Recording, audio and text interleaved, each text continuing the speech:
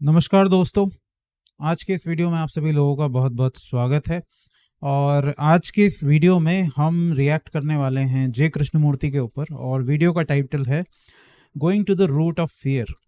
Fear की जड़ में जाना, या फियर की जो असली रूट है उसका पता लगाना। तो इस वीडियो को हम लोग देखेंगे और इस पर डिस्कशन करेंगे। तो चलिए शुरू करते हैं।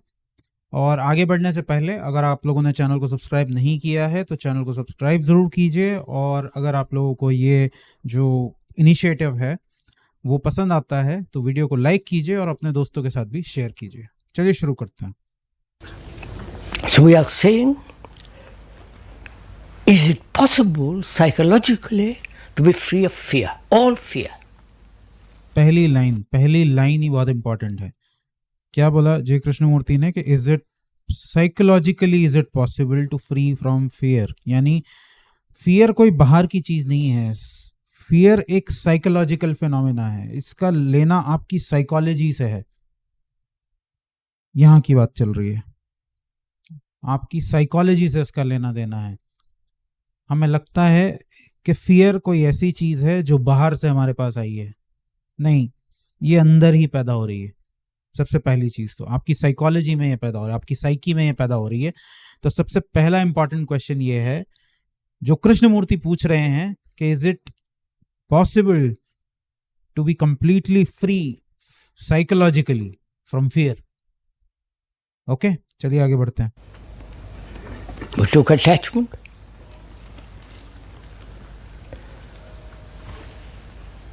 Which is, shall we examine one by one each fear, or shall we go to the very root of it? क्या कह रहे हैं कृष्णमूर्ति यहाँ पे? वो कहना चाह रहे हैं बेसिकली कि दुनिया में बहुत तरह के फियर हैं, या ऐसा कहें कि फियर की बहुत सारी वजह हैं। नौकरी एक वजह है, पैसा एक वजह है, रिलेशनशिप एक वजह है, ऐसे करके बहुत सारे तरह के फियर्स हैं। अब या तो आप ये कर सकते हो कि आप एक एक फियर को उठाओ, एक एक फियर के कारण को उठाओ और उसे एग्जामिन करना शुरू करो, जो कि साइकोथेरेपिस्ट, साइको एनालिस्ट जनरली करते हैं, कि वो बस आपसे एक वजह के ऊपर बात करते हैं, उसे ट्रीट करने की कोशिश करते हैं। या फिर हम ये देख सकते हैं कि इन सारे फियर के अंदर क्या कोई कॉमन चीज है, क्या इनकी कोई कॉमन रूट है जिस पे हम अटैक करें और सारे फियर एक साथ खत्म हो जाए। कृष्णमूर्ति इस तरफ इशारा कर रहे हैं। और कृष्णमूर्ति की सबसे अच्छी बात यह है कि वो किसी भी तरह की आइडियोलॉजी आपके ऊपर पुश नहीं करना चाहते, इसलिए वो हर चीज क्वेश्चन के फॉर्म में पूछना शुरू करते हैं। वो शुरुआती क्वेश्चन से करते हैं कि is it possible, can we ask this. इस तरह की कृष्णमूर्ति की अप्रोच रहती है। तो यही चीज वो यहाँ पर भी पूछ रहे हैं कि क्या ऐसा पॉसिबल है कि एक तो तरीका ये है कि हम एक एक डर को पकड़ें और उसकी रूट में जाएं, पर क्या ऐसा पॉसिबल है कि इन सब के अंदर कुछ कॉमन चीज हो और उसको हम पकड़ें और उसी को हम जड़ से मिटा दें। चलिए देखते हैं आगे क्या होता है। You can only go to the root of it when you observe the totality, the various forms of fear. Observe, become aware of them, not try to do something about them. Right? I wonder if I'm conveying. जब Krishnamurthy observation की बात कर रहे हैं, कि वो बोल रहे हैं कि ट्राई टू ऑब्जर्व देम और not doing some action, not doing something about it की बात वो कर रहे हैं, तो बेसिकली वो कह रहे हैं कि कृष्णमूर्ति की भाषा में ऑब्जर्वेशन का मतलब है सी विदाउट वर्ड्स, बिना शब्दों के उस चीज को देखना। क्योंकि फियर क्या है? एक सेंसेशन है, एक इमोशन है। एक इमोशन है और इमोशन हमारी बॉडी में एक्सप्रेस होता है एक सेंसेशन के फॉर्म में। तो हैप्पीनेस एक सेंसेशन है, फियर एक सेंसेशन है, एंगर एक सेंसेशन है, अलग अलग टाइप की सेंसेशन है, एनवी एक सेंसेशन है, और जेलेसी एक दूसरी तरह की सेंसेशन है। तो ये सब जो फीलिंग्स हैं वो हमें, चाहे अच्छी फीलिंग्स हो चाहे बुरी फीलिंग्स हो, ये सारी जो फीलिंग्स हैं, ये सारे जो इमोशंस हैं वो हमें फील होते हैं सेंसेशंस की फॉर्म में अपनी बॉडी में। तो कृष्णमूर्ति जब भी बात कर रहे हैं कि आप ऑब्जर्व कीजिए, तो ऑब्जर्वेशन विदाउट वर्ड का मतलब होता है सी ऑल दीज थिंग्स और see the fear as sensation. महसूस करो, do not try to run away. ना तो इससे दूर भागो, ना तो इससे भागने की कोशिश करो, ना इसे एक्सप्रेस करने की कोशिश करो, सिर्फ इसे ऑब्जर्व करने की कोशिश करो as it is, without words, meaning without words. To observe the whole tree of fear, with all the branches, all the various qualities, divisions of fear, but by observing the whole of the tree, go to the very root of it. Do you understand? That's what we are going to do. Not take one fear after another, but go to the very center of fear. Will you do it together? We're going to do it together. That is, can you observe not only your particular form of fear, but also various other forms with one glance, just to look. Fear of darkness, fear of attachment, fear being attached, the fear of losing. Fear of darkness, fear of dominating, thousand desires fears one has. So by observing all that, you come to the root of it. Right? What is the root of fear? Psychologically.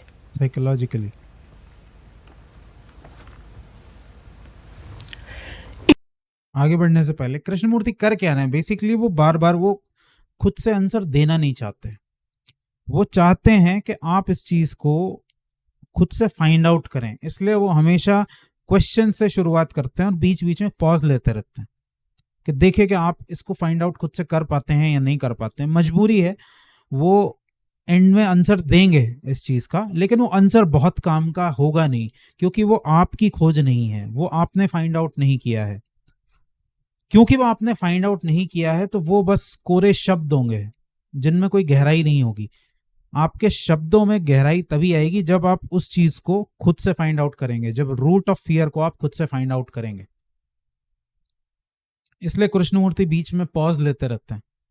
Is it not time?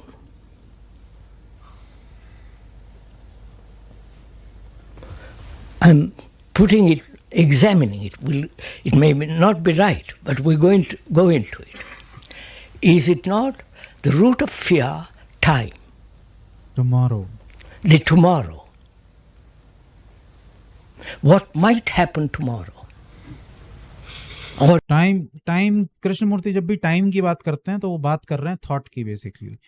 So usually डर क्या होता है कि जब भी हम future की imagination करते हैं, डर हमें फैक्ट से नहीं लगता, फैक्ट की इमेजिनेशन से लगता है। एक्चुअल घटना से डर नहीं लगता, हम ये सोच के डरते हैं कि कल क्या होगा। और सोचने का मतलब क्या है? जब हम कह रहे हैं कि फ्यूचर में क्या होगा, या व्हाट, जो कृष्णमूर्ति यहाँ बोल रहे हैं कि व्हाट माइट हैपन टुमारो और इन द फ्यूचर, तो हम क्या कह रहे हैं? बेसिकली हम अपने आप से ही बात कर रहे हैं, खुद को ही ये बता रहे हैं कि कल ऐसा ना हो जाए, कल वैसा ना हो जाए, अरे कल ये घटना ना हो जाए, कल मेरा बनता बनता काम ना बिगड़ जाए। ये देख रहे हो आप, ये चीज, ये टाइम है बेसिकली। आप खुद अपने आप को टाइम में फंसा दे रहे हैं। थॉट में फंसने का मतलब है, थिंकिंग में फंसने का मतलब है टाइम के लूप में फंस जाना। आप खुद को ही अपने हाथों से थॉट में या कहें टाइम में कैद कर देते हैं और फिर उसी साइकिल में आप फंसे रहते हैं। किसके द्वारा? शब्दों के द्वारा। क्योंकि ये जो कल के बारे में, फ्यूचर के बारे में सोचना है, वो है क्या? फ्यूचर कहीं है तो है नहीं, आप बस कुछ बातें कर रहे हैं अपने आप से ही कल के बारे में, क्या होगा इसको लेकर। आप कुछ बातें कर रहे हैं अपने आप से ही, क्या होगा आगे इसको लेकर। और आपका जो बातें करने का तरीका है वो नेगेटिव है। आप अच्छी बात करते ही नहीं है। कम से कम सोचना ही है तो अच्छा ही सोचो। अपने आप से ही बात करनी है थिंकिंग मतलब क्या, अपने आप से बात करना, और अपने आप से ही अगर बात करनी है तो कुछ अच्छी बात तो करो, लेकिन हमारी वो आदत नहीं है। हम सोचते हैं तो वो भी कुछ ना कुछ बुरा ही सोचते हैं, और वही है फियर की असली जड़। or in the future, or what might happen if if one doesn't do certain things. So time as the past, time what might happen now, or time in the future. So is not the root of fear time. वो चाहते हैं कि आप find out करें इसे। And time is movement of thought. Time is the movement of thought. क्या आप देख सकते हो ये?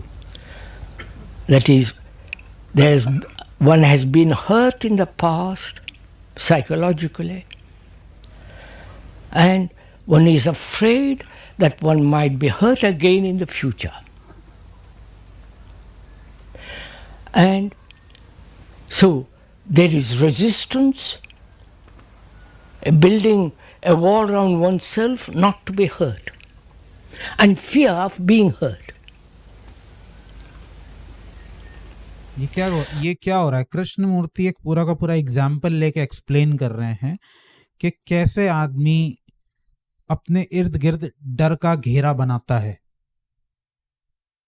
उन्होंने क्या एग्जाम्पल लिया है कि मान लीजिए एक आदमी है, उसके साथ पास्ट में ऐसी घटनाएं हो चुकी हैं कि उसने साइकोलॉजिकली बहुत ज्यादा दुख तकलीफें झेली हैं,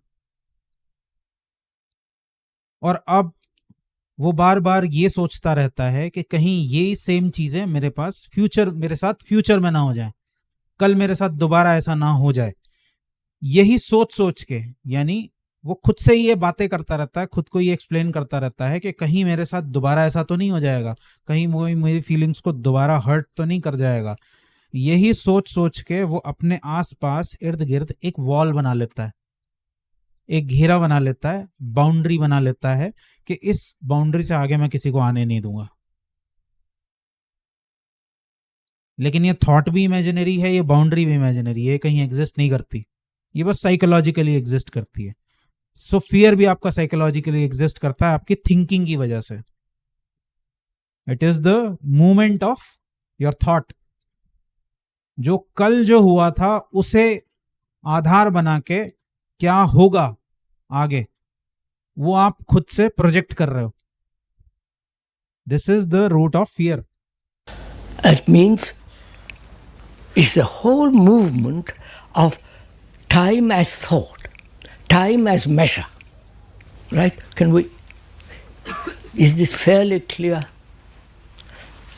I'm sorry, I must go on. If it's not clear, sorry. So we are saying the root of fear is the movement of time which is thought as measure. ये नापने का एक तरीका है, ये And can you observe, and to be aware of this movement, not control it, suppress fear or escape from it, just to... देखो बहुत important चीज यहाँ इन्होंने बोली कि ना तो एस्केप करना है, ना कंट्रोल करने की कोशिश करनी है, ना सप्रेस करना है। मीन्स ना तो इसे एक्सप्रेस करना है, ना तो इसे एक्सप्रेस करना है, ना ही इसे सप्रेस करना है, ना इसे कंट्रोल करने की कोशिश करनी है। सिर्फ ऑब्जर्व करना है, देखना है कि हो क्या रहा है। और ऑब्जर्व आप कर सकते हो बिना वर्ड के, without naming them as fear. See it as sensation. देखो कि आपकी बॉडी में कुछ फील हो रहा है, क्योंकि फियर नाम का कोई वर्ड एग्जिस्ट करता नहीं है। हमने किसी चीज की तरफ इंडिकेट करने के लिए वर्ड बनाया फियर किसी सेंसेशन की तरफ इंडिकेट करता है, लेकिन वो वर्ड फियर एक्चुअल चीज नहीं है, वो सेंसेशन एक्चुअल चीज है जो आपकी बॉडी में हो रही है।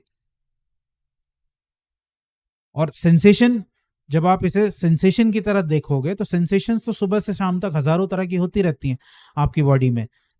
It is one of them. ये उन्हीं हजारों सेंसेशंस में से एक और सेंसेशन है, दैट्स इट। तो इसको इतना सीरियसली लेने की जरूरत नहीं है। Observe it. To be aware of this total movement.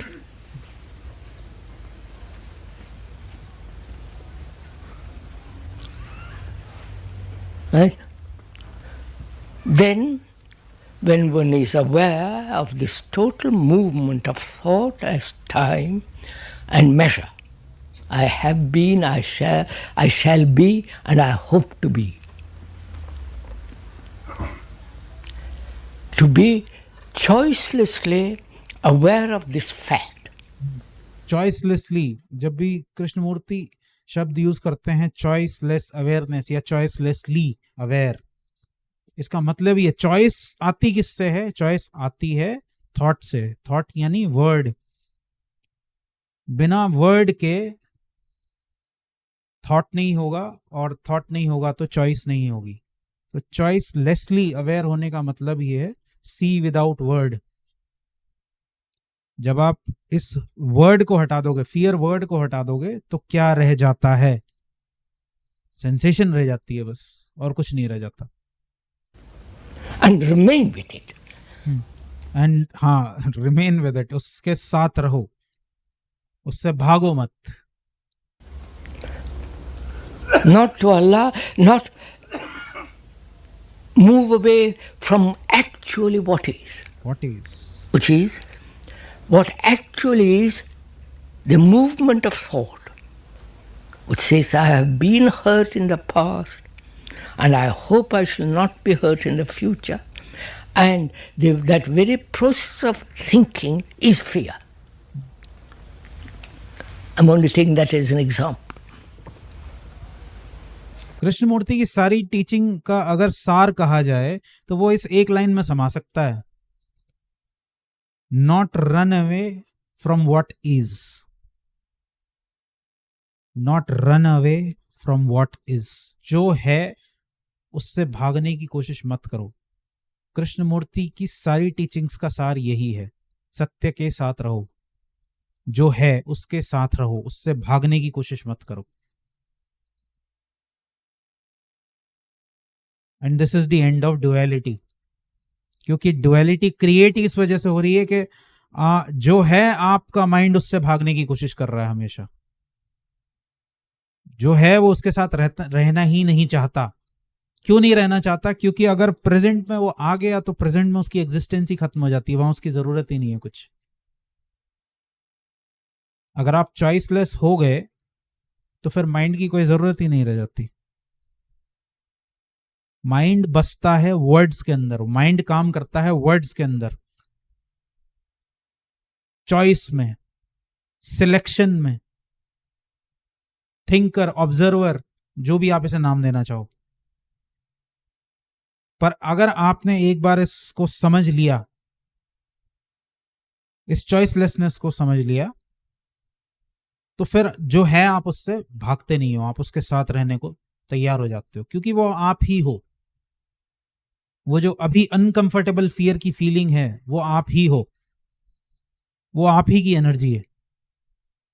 वो वापस थोड़ी देर बाद वापस आपके पास आ जाएगी, वापस आप में लीन हो जाएगी, डिसॉल्व हो जाएगी, जो भी आप उसे कहना चाहो, अगर आप उससे भागने की कोशिश नहीं करते।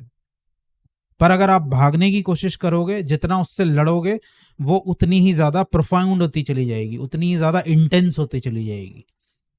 फियर से जितना भागने की कोशिश करोगे, फियर उतना ज्यादा इंटेंस, प्रगाढ़ होता चला जाता है। So do not try to run away from what is. So where there is fear, obviously there is no affection, there is no love. जहां पे भय है वहां पे प्रेम नहीं हो सकता। प्रेम आता ही है, ज्यादातर समय तो हम अट्रैक्शन को प्रेम समझते हैं। प्रेम बिल्कुल अलग चीज है, आकर्षण या अट्रैक्शन बिल्कुल ही अलग चीज है। ज्यादातर समय हम जिसे प्रेम समझते हैं वो प्रेम नहीं है, वो अट्रैक्शन है। हम किसी की तरफ अट्रैक्ट हो जाते हैं किसी XYZ क्वालिटी की वजह से, वो बहुत सुंदर दिखता है या सुंदर दिखती है, या फिर उसने बहुत अच्छे कपड़े पहने हैं, उसका ड्रेसिंग सेंस बहुत अच्छा है,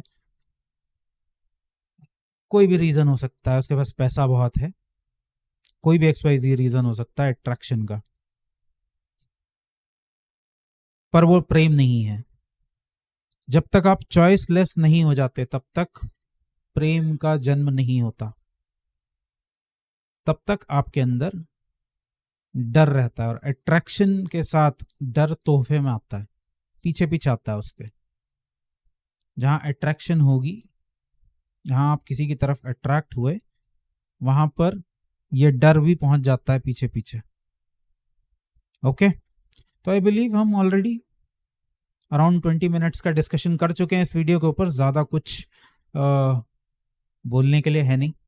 आप लोग अगर चाहते हैं कि मैं आप लोगों के दिए हुए किसी वीडियो के ऊपर रिएक्ट करूं, तो मुझे उसका टाइटल ज़रूर बताइए वीडियो के अंदर, वीडियो के कमेंट सेक्शन में। ओके, तो चलिए अब इस वीडियो को यहीं पर एंड करते हैं। मैं मिलूंगा आप लोगों से अगले वीडियो में। Thank you so much for watching and I will see you next time. Bye bye.